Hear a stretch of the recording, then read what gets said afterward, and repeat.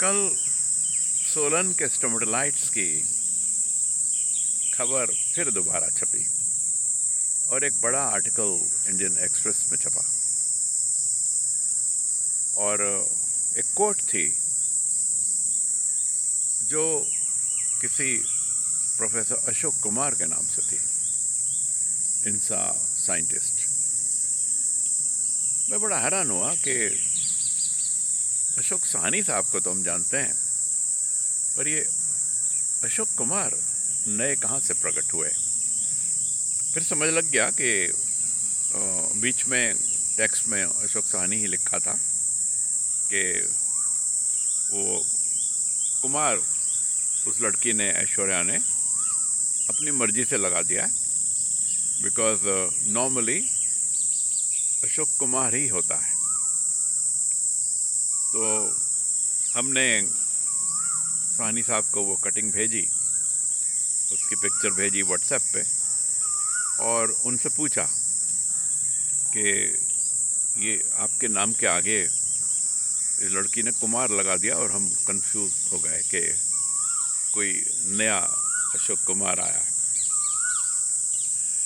अशोक कुमार एक बहुत बड़ा नाम रहा है फिल्म इंडस्ट्री में, और जैसे अशोक साहनी साहब की ज़बरदस्त इज्जत है इनकी आवाज़ की, इनकी बॉडी लैंग्वेज की, इनकी विद्वता की, ऐसे ही अशोक कुमार गांगुली, जिनको मुनीदा के नाम से बुलाया जाता था, उनकी थी।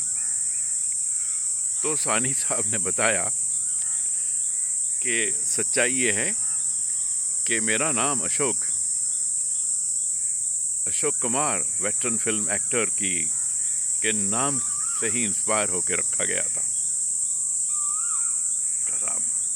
साहनी साहब एक बड़ा बहुत मशहूर ख़ानदान से हैं।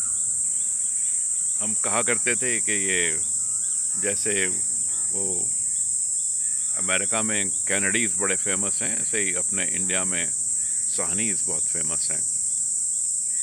Sahnis have been much more lucky, and they have been involved with science, not in politics. They have all lived long life, unlike the Kennedys. God bless them. God bless our Ashok Sahni sir also with 100 years, like Professor Baba recently performed. We hope he performs like that. So he said that his parents were in Bombay. I think he is 42 born. इनके जन्मदिन की तारीख तो हमें पता है, पर साल कभी भूल जाते थे। 19th August.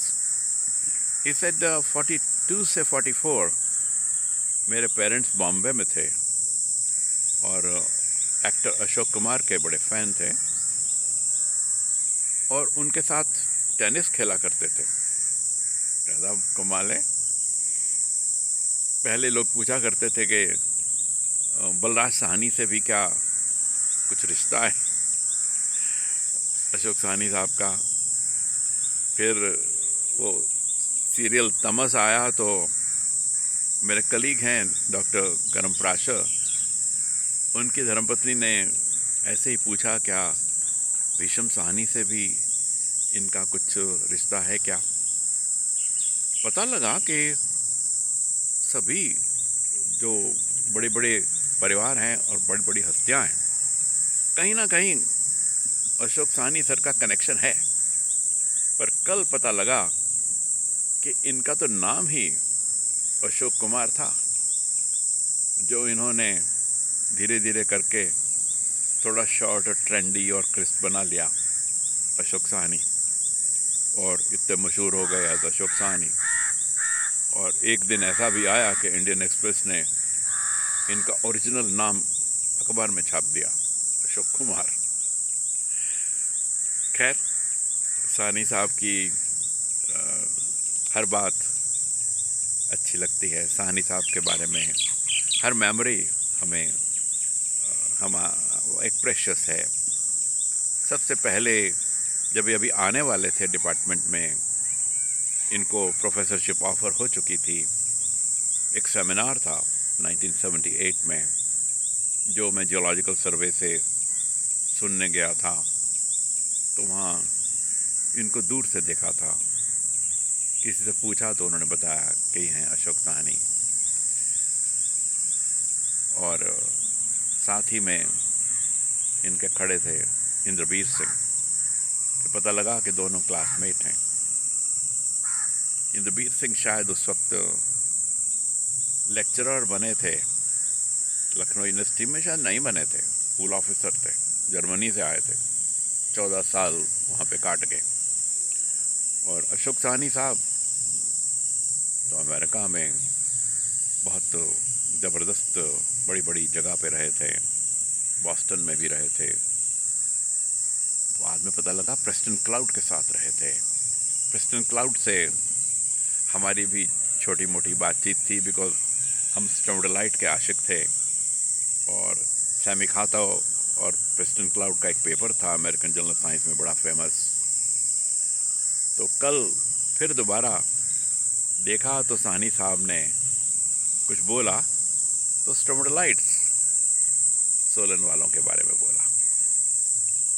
अब उस पर चर्चा रितेश आर्या के चक्कर में काफ़ी हो गई, और